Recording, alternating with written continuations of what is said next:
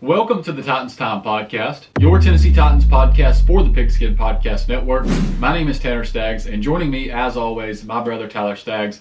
We have got an exciting episode today, other than the fact that we're going to be starting off with some really upsetting news. Titans and the Rams on Sunday Night Football, prime time, two of the best teams in the NFL right now, even after some of this bad news, hopefully. But before we get into the show, Tyler, tell everyone how they can support the podcast.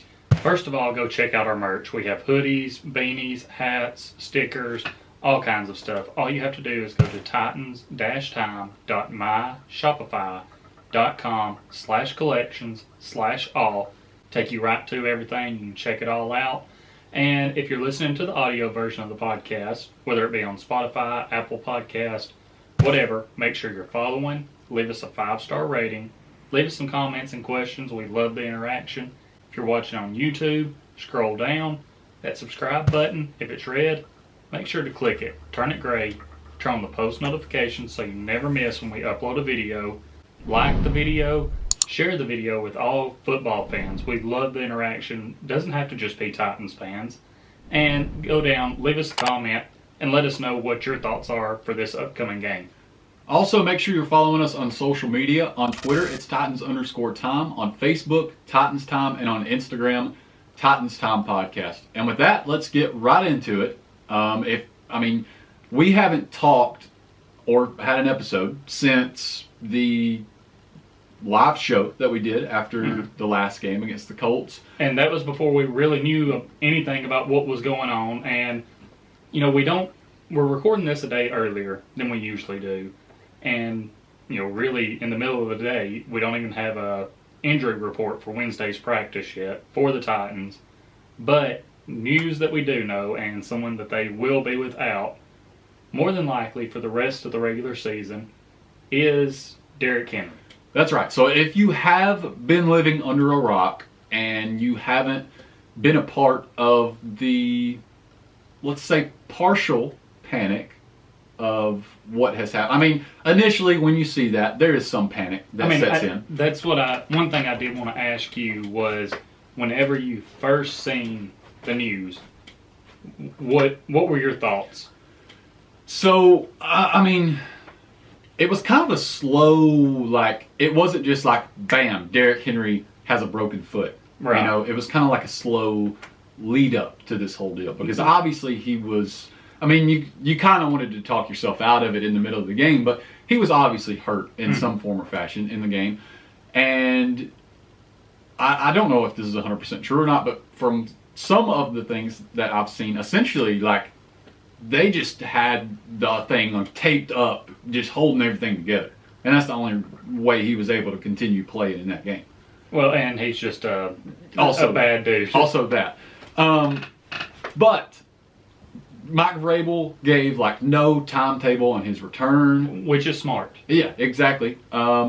Because, and I'm going to get into this here in a minute, there is a lot of variables here with this thing. There's a lot of things that could change considering different scenarios and stuff. But for me, it is not a good thing. You don't want to see the running back that had the best chance out of anyone in the past, 5 years? Anyone since Adrian Peterson, who we'll talk about here soon, to win an MVP. Didn't think y'all'd hear that one, did you? The best chance since Adrian Peterson to win an MVP. And if I'm not mistaken, he did win that one in 2012, right? Yes. Okay, I was thinking that he definitely did win it and wasn't just, but I knew he was at least in the conversation. But yeah, Derrick Henry had a great chance at MVP this season. Killed my bet for him to be breaking the rushing record. He had a chance at that. I feel so bad for Derrick Henry because I know he does. He always says that he doesn't care about those individual accolades, but he had a chance at so many this season. And that's the thing, not just looking at the team as a whole, his impact of how it's going to hurt the team. You look at individually what he was doing, and he was just on a crazy pace to break, the rushing record, possibly end up maybe tying the touchdown record for a running back. Just so many different things that he was on pace for. you could easily say he was on pace for his best season ever, yet. And, it really sucks for that, because we look at this guy and you think, nothing can happen to him. He takes such good care of his body and everything. And it sucks that this happened. But Vrabel even asked him, they didn't really know the extent of the injury.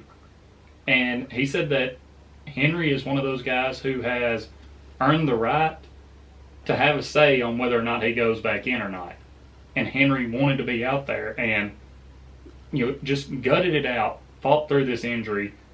Late in the game, converted a 4th down that was major for the Titans. And, he had to lunge for it. Really, the Colts probably should have stopped him, and he lunged for it. And just what he means to this team is it's beyond words. And you have to think, like, he probably didn't do, and I'm not 100% sure on this, but he probably didn't do any extra damage. And it's possible. But I would have thought that if they thought there was any possibility that he was going to do more damage, then they probably would have not let him make that decision on his own. Now, because some people have been throwing this around, and I don't know if you've really seen about it, but TA put on a major show last night. He had 8 or 9 other guys on with him, other Titans YouTubers. He had Rossi upload Tennessee Titans Weekly, Two Tone Zone, Locked on Titans, Tyler Rowland, and even had Preston Penn on with them. And they really dove into all this too, and all those guys gave a really good breakdown. And a couple of them mentioned a point of, did this injury happen this game, or did it happen in the Chiefs game? Because if you go back and look at the Chiefs game, yes, they did a pretty good job of slowing him down or containing him, but towards the end of the game, he maybe didn't look like himself. And we both noticed this. His last run, he came off the field mad. So is it possible that something maybe happened that didn't get called at that time and, maybe got worse in Indy? And I'm just going to say, Indy's field looked horrible. It did. And there's a case to be made there for that. And not just on the Titans injuries. They had one of their own guys blow out his knee. Yeah. That interception, and no one touched him. So, and when they showed close-ups of the field, it looked like there was stuff all over it and everything. And I'm like, that's why I thought Henry wasn't hurt at the time. I just thought it was something to do with the field. But yeah, I mean, as far as the Chiefs game, like I said, there's a case to be made for that. Also, the field, it was terrible. And I don't know how you even get by with that. Like, as an NFL team, how do you get by? Like, that's not passable even. I mean, it looked like there was confetti or something. Yeah, so I don't know. But I did want to go over, there was an article on Men's Health by Philip Ellis. And he was talking about a doctor that put out a video on his YouTube channel. And his name is Dr. David Abbasi. And it's just kind of explaining what Henry's surgery is going to be. And he gives his professional opinion on like the recovery time and what should be expected. And so, and the surgery was yesterday, if I'm thinking right. It was, and it was successful. Okay, well, this was prior to that surgery.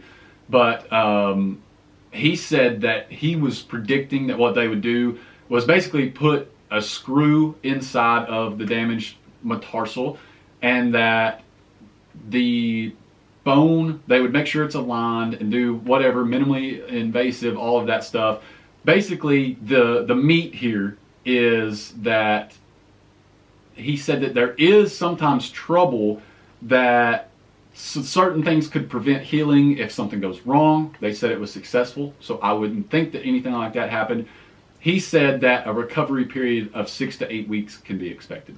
So I've been hearing anywhere from 6 to 10 weeks, and Rossi put out a good point, I think it was on Twitter, where out of like 40-something guys that have had this same injury and surgery, if they came back before 8 weeks, there was so much decline, like a percentage amount, I can't remember it exactly, but there was a percentage of decline in that player's play. Versus if they waited 10 weeks or more to come back, there was actually a 9% increase in that player's performance. So, and if you look, I don't know how you feel. I'm going to ask you this question. I'm going to go ahead and get my thoughts out there, though. The Titans' second half of their schedule favors them so much. And them having 2 wins over the Colts this year, and the fact of the Colts having a slow start and the Titans starting out 6-2, that works out so well because now Henry, the way he takes care of his body, he's going to destroy rehab. I mean, it's just simple as that. He's going to destroy it. I don't want them to bring him back until the playoffs. I agree 100%. Don't worry about it because the playoffs, wild card weekend would be the 10-week mark. All the Titans have to do is win 4 games. If they win 4 games, they're in as the AFC South champs because that means Indy would have to go 8-1 in their last 9 games. That would give them a better record than the Titans and could win it out for them. You know, something like that. But Indy's not going to do that. You've got 3 games here. 2 against the Texans, 1 against the Jaguars. That should be givens. And then you have the Dolphins game. You have the 49ers game that, you know, that team hasn't necessarily been playing lights out. You know, and you don't want to sleep on any of these teams, but at the same time, like, you don't bring Derrick Henry back here. And there's still even an opportunity that the Titans end up with a bye. I mean, there is still that possibility. I know that there are some people that are like, okay, we just have to manage here without Derrick Henry. But, like, no, you can win games here. Like, obviously, this first game without Derrick Henry is going to be a tough adjustment against a really tough team, the Rams. You're likely not going to win that one. I mean, let's be honest here. Your first game, you're trying to adjust to how you're going to run your offense without the player that has been the highlight and the focal point. Like, that's a tough adjustment there. And that's just something that you're just going to have to sort of live with. Like, we can win this game, but let's not get our hopes crushed if we do lose this game, because it's likely that we lose. And we'll definitely break that down more a little bit later in the show. But at the same time, this is a game where there's not really that much importance for it. It's an NFC team. Whenever it comes time for seeding in the playoffs on the AFC side, AFC wins mean a whole lot more than NFC wins or losses do. So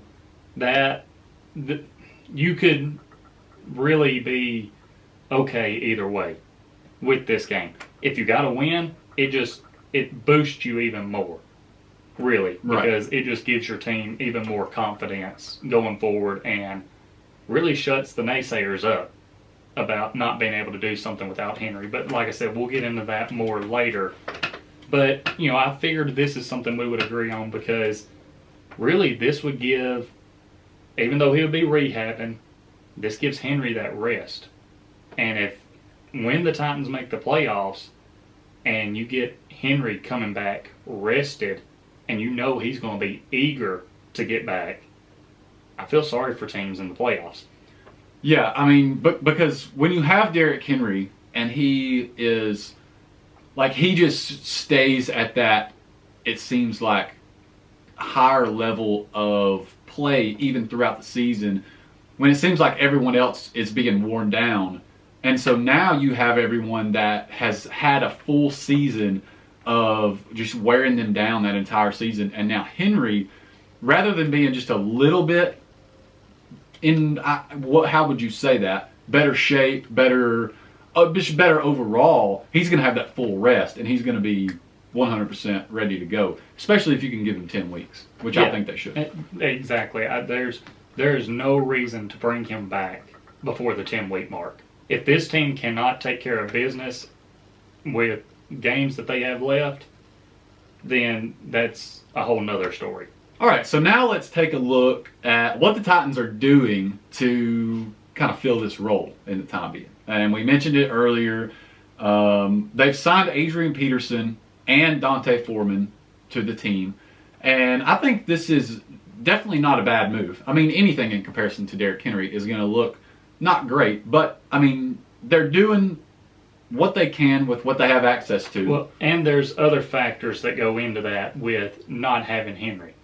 I mean, let's face it. If you have Henry out there, stack boxes all the time. At least 8 guys in the box. Right. Now, you have Peterson, Foreman, and McNichols. What's the chances that these guys are actually going to be facing a box with any more than 7 in it? And really, you could even get it down less than that if you spread the guys out a little bit more. Put 3 wide receivers out there. Maybe put a tight end out wide. I mean, you can really spread it out and give them a more favorable box to run against. Yeah, I agree. And I think that the Titans' offense honestly needs to look different here. I mean, honestly, for one, I think that Jeremy McNichols needs to be the featured back in this situation, with a little sprinkle of Adrian Peterson and not a lot of D'Onte Foreman. Well, just to hit on that right quick, I don't think that's going to be the case. I think you will see Foreman and Peterson switching in and out on a lot of the early down stuff, and McNichols has his role secured up for sure on 3rd downs and passing situations, for sure.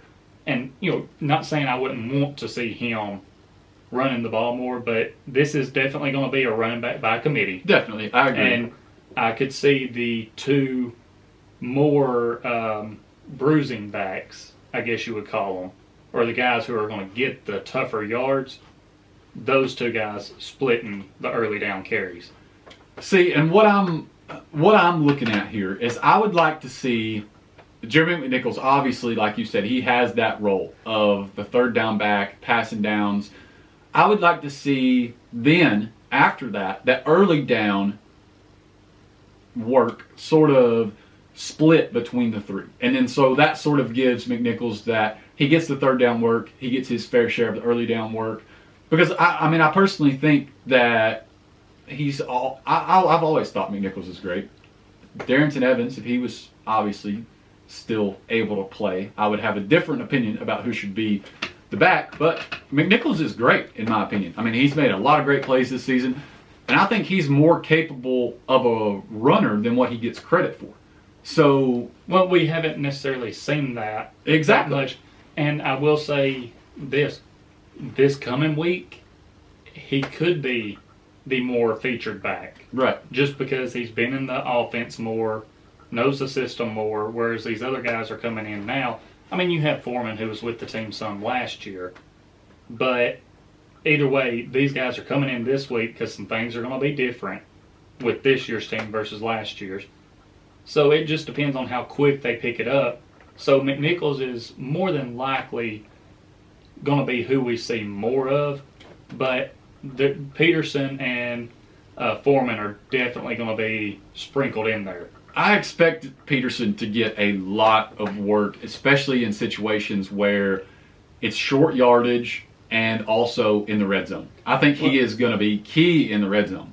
And definitely do not count Peterson out just because he's 36 years old. No, absolutely not. I mean, you look back at his last 3 seasons. So, going back to 2018, he was with the Washington football team. He had 251 carries for 1,042 yards and 7 touchdowns. And I believe that Washington's rushing rank at that time was, they were 17th in the league. And then you go to them the next season, when Peterson was still with them, their rushing offense was ranked 22nd in the league, and Peterson still put up 898 yards and 5 touchdowns. So both of those situations, he's averaging over 4 yards a carry. He's getting you touchdowns there. And then you look at the Lions, who he was with last year. And that was a true running back by committee. Yeah, he put up 604 yards on 156 rushes, had 7 touchdowns, 3.9 yards per carry, so he was under the 4. But their rushing offense was ranked, I believe it was 30th in the league. Now you bring him to the Titans offense, who the offensive line is going to be better than what Washington had, what Detroit had. Now you don't. They've been doing a pretty good job against stacked boxes when Henry was back there. You're not going to have those stacked boxes anymore that they're going against. This could really open things up for Peterson, Foreman, whoever's back there, like I mentioned earlier. But especially with Peterson, he's still got a lot left in the tank, I feel like. Yeah, I agree. I think that, he's had some rest here now, and he's obviously been staying in shape, or they wouldn't have took this chance on him. Peterson is just one of those guys that, he's had sustained success throughout his whole entire career, and I expect him to be exactly that guy that he was for the Washington football team and for the Detroit Lions, where, he is just that veteran guy. He is the Frank Gore that was playing until he's freaking 56 years old, and you can count on him to get 3 to 4 yards a carry.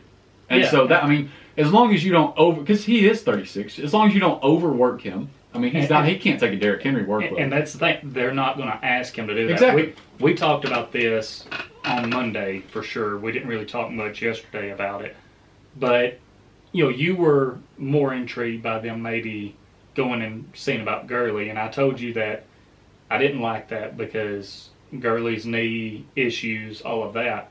And I told you, I said, look, they can bring Peterson in, and they're not asking him to be the guy to take on all of the workload that Derrick Henry was going to have. He's not going to be their bell cow back. It's going to be a running back by committee, and really you're going to get his best carries because you're not going to overwork him. You're going to be, switching these guys in and out, keeping his legs fresh, keeping Foreman's legs fresh, keeping McNichols, more fresh instead of running him down into the ground or overdoing his workload. So I don't think the Titans offense is going to change that much.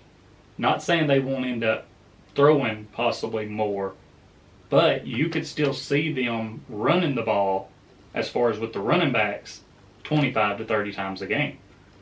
I think personally that I don't think that their principles necessarily are going to change that much. I think that the look might change a little bit because and you mentioned earlier, spread things out a little bit more. I think that this is an opportunity that you can start now to throw 30 plus times a game and become that team that does pass a little bit more while continuing to set that up with the run a little bit, which I don't believe you have to establish the run for play action to work, and we won't get into all of that. But I think that they can still utilize play action without necessarily having that. You have Adrian Peterson, who is obviously respected back in the NFL, but without having, Derrick Henry in the backfield, I still think that you can make play action work.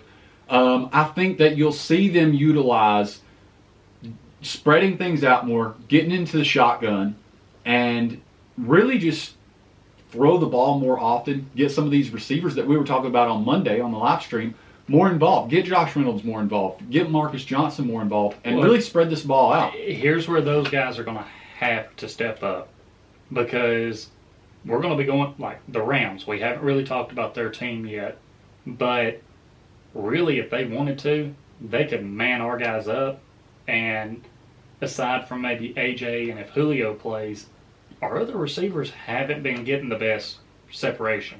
NWI has made some plays here and there, but these guys aren't getting the separation that we need from them. to really open up the pass game just a whole lot more. You know what I mean?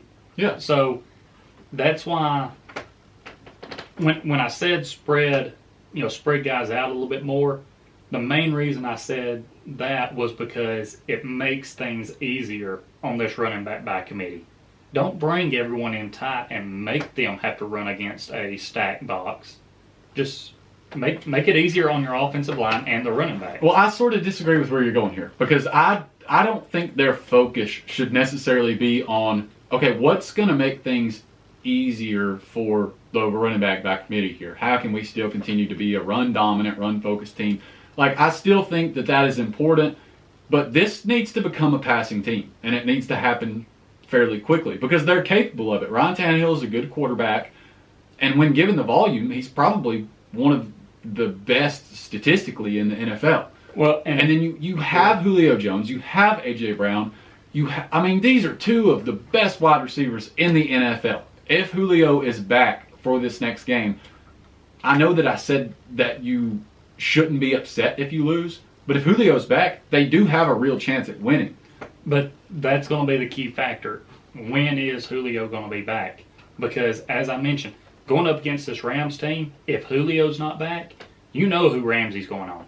Even if Julio is back, I think Ramsey's going on AJ. And then Julio has a huge day. If Julio is not there, you have Ramsey on AJ, you bring a safety over just in case. I have not seen enough, and I know Titan Upload and Rossi have both mentioned this too. We just haven't seen enough from our other receivers to trust that they're going to get separation. So you can't come out in this game where you're going to have Aaron Donald coming after Tannehill, who now you're going to have Von Miller coming after Tannehill. You can't go into this game just thinking you're going to throw lights out unless Julio's back. If Julio's back, it gets a little bit easier. But if Julio is not back, you need to focus on this run game and keep Tannehill from getting killed back there in the pocket. I disagree 100%. I do not agree at all. And listen, I think that like there's a real chance if they can have success passing the ball, there's a real chance that they can stick with the Rams in this game. Okay, now granted, and I'm going to continue saying this, I'm going to continue reiterating this, like odds are you're going to lose. So here's the thing, this is your opportunity. So basically you're telling me where your score prediction is going. This is your opportunity to go out and try to establish the fact and honestly get it in your own mind, because I don't think that the Titans coaches believe that they can win by being a 30 to 40 pass attempt team. Like they think we must run the ball or else we're going to lose. And then that has, like, I just feel like there is so much talent, even with just A.J. Brown as the number one wide receiver. And then you bring that back with Marcus Johnson and Josh Reynolds. Like, I believe that you need to try to establish this team as a passing team, because 3 average running backs don't make a Derrick Henry. You can't throw that together in a running back by committee and expect to still run the ball with the same success. I'm not saying that 3 running backs make Derrick Henry. Definitely don't get that confused here. But you have to think of the well-being of your team. And again, I don't think you can run a crippled version of the same offense and expect to have success. Well, here's what the key point you're missing out on is I said if Julio is not back, yes, still throw it. Still throw the ball. AJ is very good, but he can't. Whenever he is the only one making plays, he doesn't have to be. He doesn't have to be. If he's the only one that can get separation, he's gonna be. And where does that necessarily come from? The fact that the receivers are not bad. Josh Reynolds had success in Los Angeles. He is not a bad receiver. Marcus Johnson is not a bad receiver. We've seen what he can be in training camp. The coaches have given him praise. Okay, are these receivers not getting involved because of the fact that they're not good, or are they not getting involved because of the fact that the pass game is neglected by these coaches? No, they're not getting open. If they were getting open, we passed the ball enough they could get to it. But if the right plays are called, they should be getting. If Josh Reynolds is getting open in LA, he should be getting open in Tennessee with Julio and AJ. Julio's not out there right now. he hasn't played any games at all with AJ out there. He has. So the third receiver should be getting open. If you have those two guys, your third receiver should be open. But they haven't been getting open. That's the thing. Is that their fault, or is that the fault of this team? Is that the fault of this team that wants to run the ball 30 million times and then throw a shitty pass play in? That only works if your receiver is like one of the top 15 in the NFL. No, it's on the receivers. Your professional receivers. I think some of the Titans' pass play calls are some of the worst in the NFL. Okay. Me and you can go back and forth on this all day. We have different philosophies on how things need to be approached. Todd Downing was just starting to hit his stride, really, and get things going. Now you're wanting him to turn around and just completely revamp his game plan. That is not going to bode well going forward if you try to completely change your identity. I think that this team is capable of passing, and I think that they should pass. Ryan, you can't continue to I just don't, and I'm trying to think of the right way to word this, but you can't continue on with this philosophy that you have to be able to run the ball, and you have to be able to establish this to be able to win games. Because the fact of the matter is, if you truly believe that Ryan Tannehill is a top whatever number quarterback in the NFL, and if you truly believe that A.J. Brown is a good receiver, there are teams in the NFL that are using that exact formula of winning with a good quarterback and a good wide receiver with some, in the case of Julio, another good wide receiver right behind him, but in some cases, just decent from there. And their run games are not that great, but they're winning games because they can pass and they can do it effectively with their good quarterback. If you continue with this mindset of we're not going to be able to pass the ball because we haven't in the past, like, the talent is there, but this team has always leaned so much on Derrick Henry. You can't do that when he's not there because the talent is not there. Okay. Adrian Peterson is an average back. He's not going to, listen, he's going to be good enough to have a run game. He's not going to be what Derrick Henry has been at times, where it's 200 yards in a game, and it doesn't matter how you pass. He's going to be a good complement to a good passing offense. Okay, so first off, because I heard what you threw out there about Tannehill, I do want to say, do I think Tannehill can still have success and run this offense even if they did start passing more? Yes, I do think they can. A lot of my concern comes back to, when is Julio actually going to be out there more? Because I don't think it matters. But it does. I'm telling you, it does. That makes all the difference in the world. It doesn't have because to. You have, and the reason I'm saying you still have to stick with the run some. You can't just spread this Titans offense out and throw it 50 times a game. So you're saying that they can't throw 40 times and run 20 times and play a great game? Listen to my point here. The defense, every defense now knows you don't have that beast in the backfield anymore. They are going to be dropping back in zones more. This is how you start setting things up, and why I'm still hitting on you. You still have to get that run game going somewhat. When you face teams like the Rams. I didn't say don't run it all.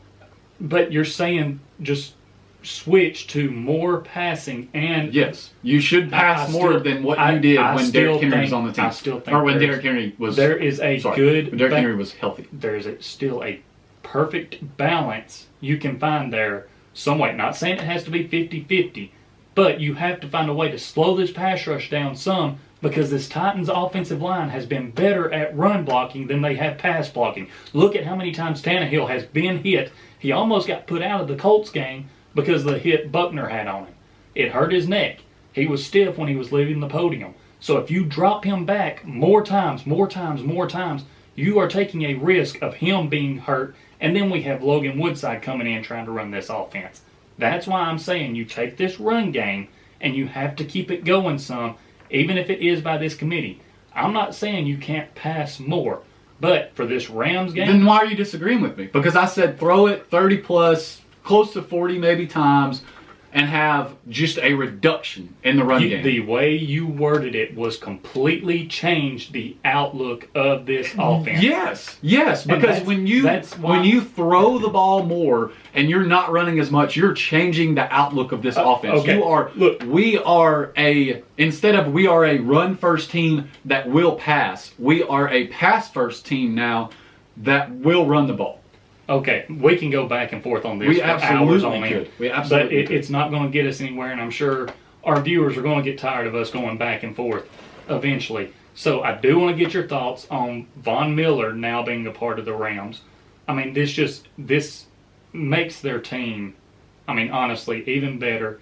You mentioned it to me that the Rams are playing for that win now mentality. They're throwing draft picks around like crazy. After a couple years, they're not going to be able to build up this team worth shit, because, in my opinion, and even in your opinion, but your initial thoughts of him going and knowing he will play against the Titans on Sunday Night Football. Yeah, so this is not the dynasty mindset. Like, they want to win this year, they want to win next year. 5 years from now, what does that look like when Matthew Stafford is, if he's still playing, he's old and not as effective as he is this season and likely will be next season. Von Miller is the perfect candidate for that win now type of mindset. Like, he is a great player that's going to be able to come in. He's a veteran. He can plug in immediately and make an impact. I think he will make an impact on Sunday night, and he will for the rest of the season. So, I mean, here's the thing. Like, Von Miller, Aaron Donald, this is a scary front line for this defense. I mean, it is not a good thing to have to go up against. Especially for quarterbacks who need to pass more.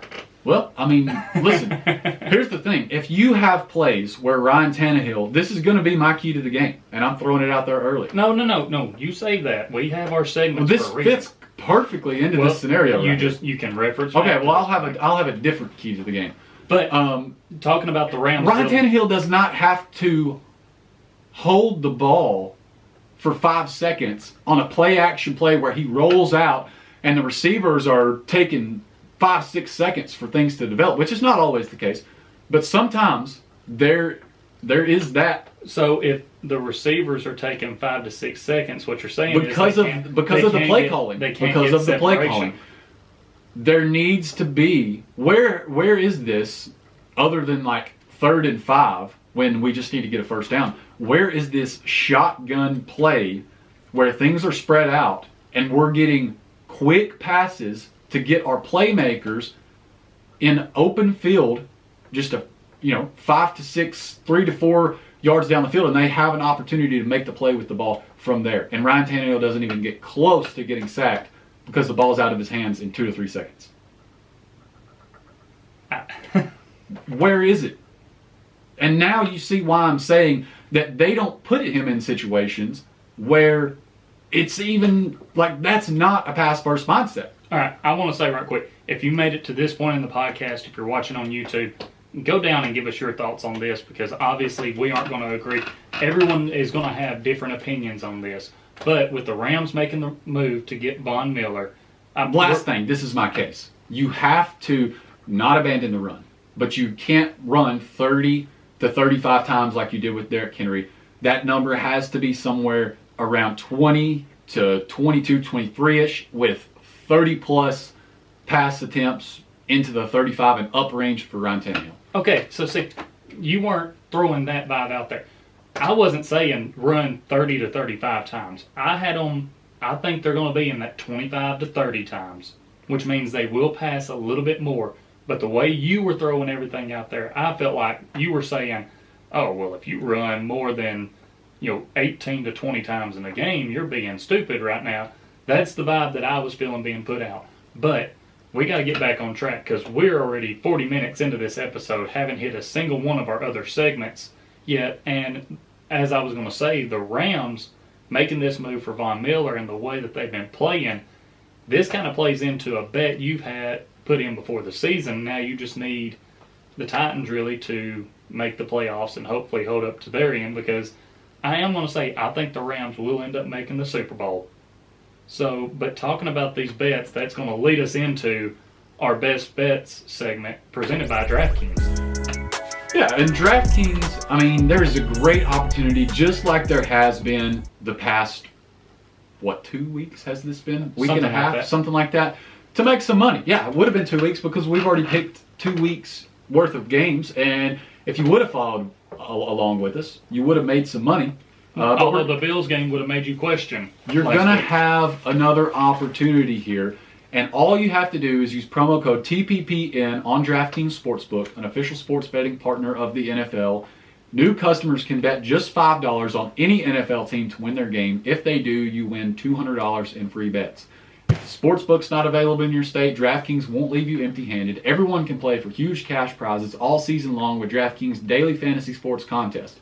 DraftKings is giving all new customers a free shot at millions of dollars in total prizes with their first deposit. Once again, all you have to do is use promo code TPPN. Download the DraftKings Sportsbook app now. Use promo code TPPN, bet just $5 on any NFL team to win their game, and win $200 in free bets. If they win, you win with promo code TPPN this week at DraftKings Sportsbook, an official sports betting partner of the NFL. Must be 21 or older. New customers only. Minimum $5 deposit and $1 wager required. One per customer. Restrictions apply. See DraftKings.com/sportsbook for details. Gambling problem? Call 1-800-GAMBLER. And for all new customers to DraftKings, use that code. And we've been throwing out some teams, as Tanner mentioned the past couple of weeks, that we thought would get you that free money, essentially. And again, we do want to put this out at the start of this. This is not betting advice, but it is what we would be putting our money on.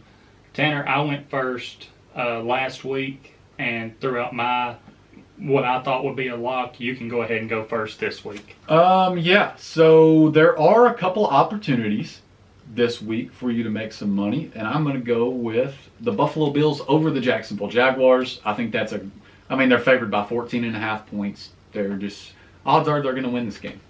All right, that was a game that I was looking at as well that I thought would be pretty much a lock. And now looking on down through here, I'm going to throw a different one out at you.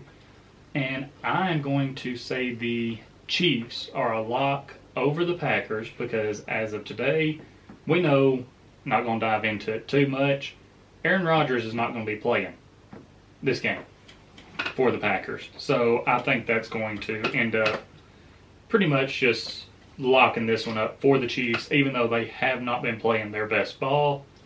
I think they will get a win against the Packers. Okay, so now let's move into our best bets for this game. The general betting information: Rams are favored by 7.5 points. The total is set at 54. I'm going to go ahead. First of all, and this is as of Wednesday. As of Wednesday, so things could definitely change. But it's got the Derrick Henry news factored in. It's got the Von Miller news factored in. So I feel like it's a fair line at this point. And I see you glancing over at my bets here. Yeah, because I see that we wrote, and this is why I write 4 down, because I see that you actually made your way around and found one of the ones that I found, and actually looks like maybe a couple of them. Yeah, so it looks like we do have 2 of the same. So I am 4 out of 12 currently, which is not great. You are 6 out of 12. Yep. So I do still have a chance to catch up with you. I have over 54. I think it'll be a high-scoring game, considering the fact that they're going to pass the ball more. And the longest field goal made between the Rams and the Titans, I'm going with the Titans for plus 110.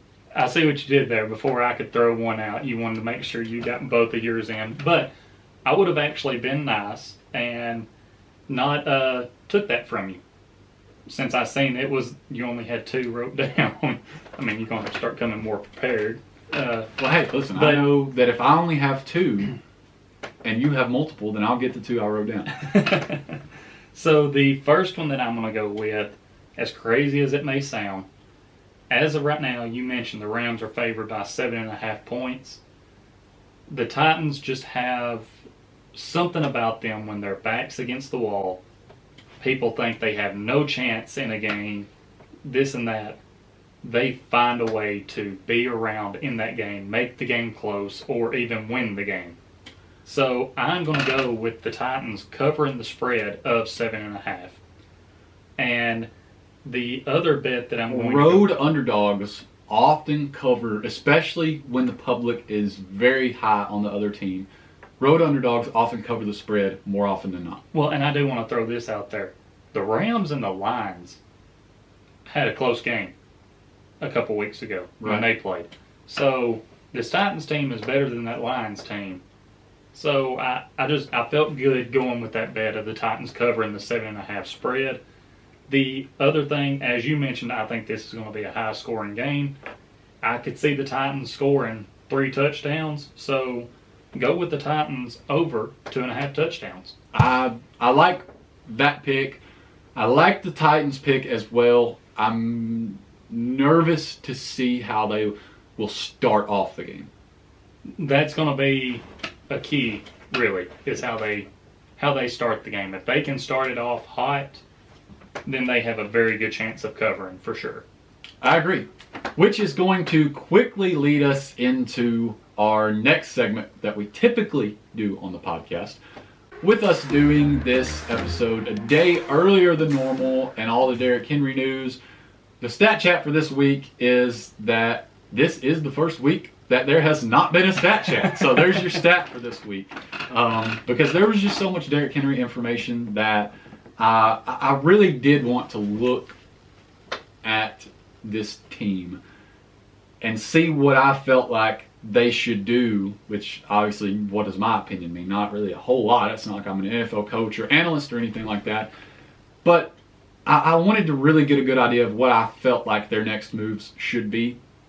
And I do agree that this is the time, I agree with myself from earlier, basically. This is the time that Ryan Tannehill should be really put to the test. Well, and I'm going to say this. I'm not saying Julio has to come back for this game because we talked about it. This game, yes, it would be nice to win it, but it's not really a must-win game. Right, and that's why it would definitely be the most Titan thing ever to win it. To win it. But not saying that they have to. So if they want to keep Julio out another week and just really have him down the stretch where it's going to matter more, I'm okay with that. If he does come back, even better. I like their chances more. But we can see, looking back at the last 2 games, just the impact Henry has on a game when he's on the field. Yeah. Because even if he is not gashing the defenses for a lot of yards or touchdowns, they come to him on that play action even more. And they want to make sure that he's not going to be the one to hurt them. And that opens up the rest of the offense so much.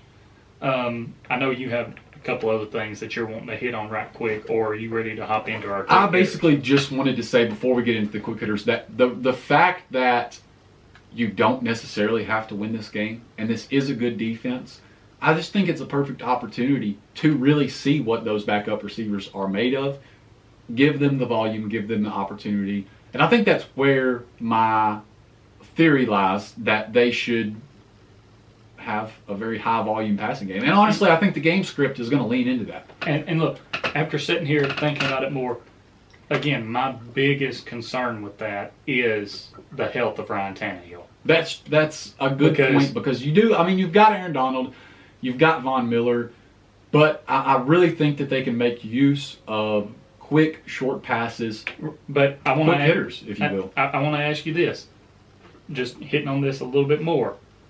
If something were to happen to Ryan Tannehill, Henry's out the rest of the year. If something happens to Tannehill, would you really trust Logan Woodside being able to finish out the season and lock things up for us?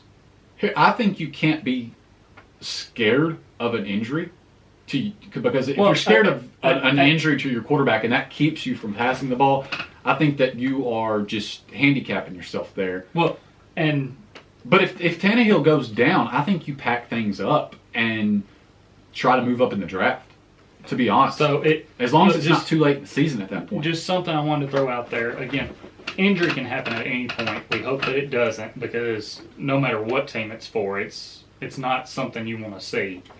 But just wanted to throw that out there because, again, hitting on your wanting them to pass more.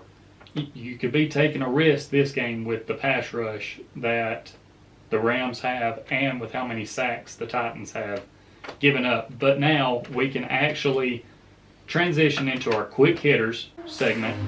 And, of course, starting it off, we're going to have our TPP fan takes. So this is where they give their bold predictions and score predictions. So we'll start it off with my amazing wife, Carrie.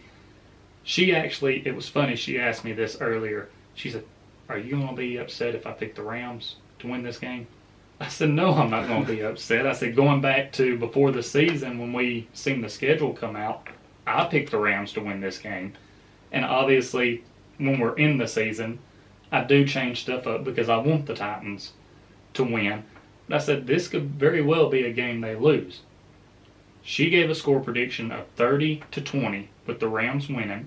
Her bold prediction is that I think Stafford's been sacked 7 times. Bold prediction, defense gets 2 sacks on Stafford and hold him to no more, basically, so 275 yards or less passing. Then, friend of the show, Jacob, he gave a score prediction. He has the Rams absolutely destroying the Titans. He said 51-24, Rams winning. His bold prediction is that Tannehill throws 3 interceptions, and one of those interceptions is a pick 6.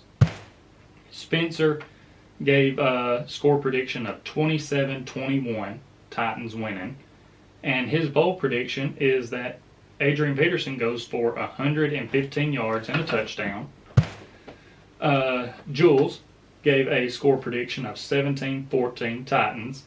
Just going to say, definitely do not see this game being that low scoring. Listen, she really is getting a bobblehead if she gets that right. But honestly, if they're going to run the ball as much as you say they are, that's completely feasible. No. I'm not saying they're running the ball that much. No. And then brother-in-law Thomas Peterson gave a score prediction of 31-24, Rams winning. Bold prediction, Peterson 83 yards, paired with Tannehill being sacked twice, 1 interception, 3 passing touchdowns, and 323 passing yards. Okay. So now we can hit on our keys to the game and then get into our score and bold predictions. Well, I have, don't be afraid of change. There's an opportunity to prove yourself as that you can be a passing team, not necessarily that you have to be a passing team. Because when Derrick Henry comes back, I would think if they've proven that they can be a passing team, they won't necessarily rely on him so much. I think that they'll use him in smarter situations rather than just using him in bulk and just volume. But yeah, prove that you can be a passing team. Prove it to yourself more than anyone else. Use McNichols because I think he's going to be a valuable player down the stretch. All right. I figured that is where your thoughts were going to be, considering how much you've hammered home the passing the ball more. And, I was just wanting to look here to see how many times the Titans, or how many times Tannehill has actually thrown. And, his lowest has been 22 attempts, and that was against the Jaguars. But other than that, he's probably averaging more in the mid-30s on his passing attempts. My key to the game is going to be containing Cooper Kupp. That's what I'm going to go with. Yeah, I think because it's a tall task to ask any defense, not just the Titans defense, any defense. He's been going crazy this year. You have to find a way to slow him down. And really, it's just, no matter what receiver it is, Matthew Stafford back there slinging the ball he's hard to stop. And it just so happens that Cooper Kupp seems to be the one at the end of a lot of his throws. Yeah, and by the way, I think that I'm trying to think of a comparable game. I know it wasn't a great game and that they were behind a little bit early, but the Seattle game where Tannehill threw 40 times with a completion percentage of 67.5, 347 yards. Like, he didn't throw any touchdowns because Derrick Henry was incredible. Okay, I have a game that I can throw back at you to prove about our receivers not getting open, and then after this we have to jump back to our bold predictions. No problem. Look at the game against the Jets. Right. Threw 49 times. Right. In a loss. Okay. Of course, you were without AJ and without Julio. Right. Both of them. You will have AJ for... I think you have to have at least one of them. If you're going to lean on the pass, you got to have at least one. That's a game where they threw the ball a lot. I agree. And that shows these other receivers maybe not doing that much. Maybe not in that scenario, but at the same time, you're still talking about a time at where they had Derrick Henry, and I mean, my whole thing has not necessarily been about the receivers; it's been about the play call. So I just think these things need more than the fact that I think there should be more passes. I think there should only be slightly a higher volume of passing. I just think that the way that their passing is used, the outlook should change on that. Well, and that's like I mentioned, there's going to be this perfect balance you can find of this running back by committee working really well and keeping the run game going, and also sprinkling in some more passes, but not to the point of where you're overdoing it and possibly having Tannehill take more shots. So I do want to find out, what is your bold prediction going to be for this game and score prediction? Tannehill over 350 yards passing, and Rams 34, Titans 30.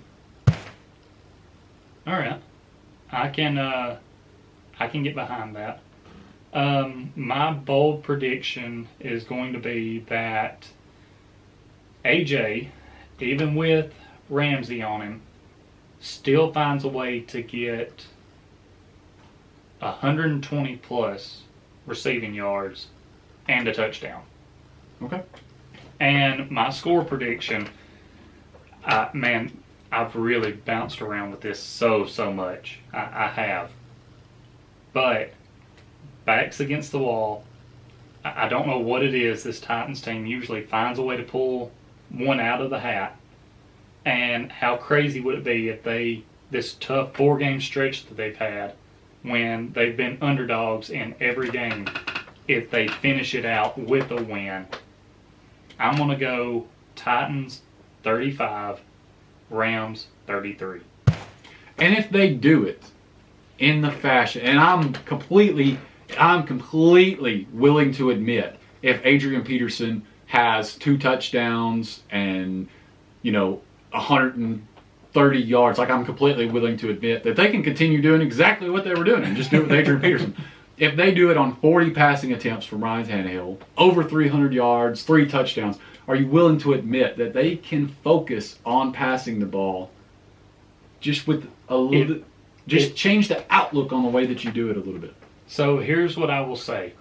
If they throw a lot more this game and Tannehill goes crazy, he doesn't just get killed back there in the pocket, I'm going to say they don't have to win for this to be the case. But if he goes crazy throwing the ball, has touchdowns sprinkled in there, and absolutely does not get demolished by the pass rush, I will change my mindset some back to find a middle ground between us of what we think this offense needs to probably look like going forward until Derrick Henry gets back.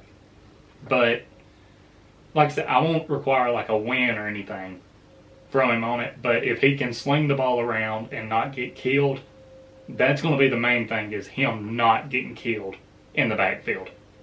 And let me say, I'm wrong more often than I'm right. But when I form my opinion, whether it be wrong or not in hindsight, I'm very strong on it. You are. You stick to your guns, and I feel like I'm the same way. I'm not going to say I'm right all the time by any means, but we're both strong-willed on our opinions, and so we're brothers. Whenever our opinions don't see eye to eye, especially when it comes to what we think our favorite football team should do, we're going to butt heads on that and go back and forth. And I don't believe that we're necessarily going to see an answer 100% to how they're going to do things in just this one game. And another thing I'm going to throw out, every game's different. Exactly. For the game plan you need to carry in. And that's why I guess I felt so strong about my opinion with this game is when you're facing this Rams defense, you already have Tannehill who's a little banged up.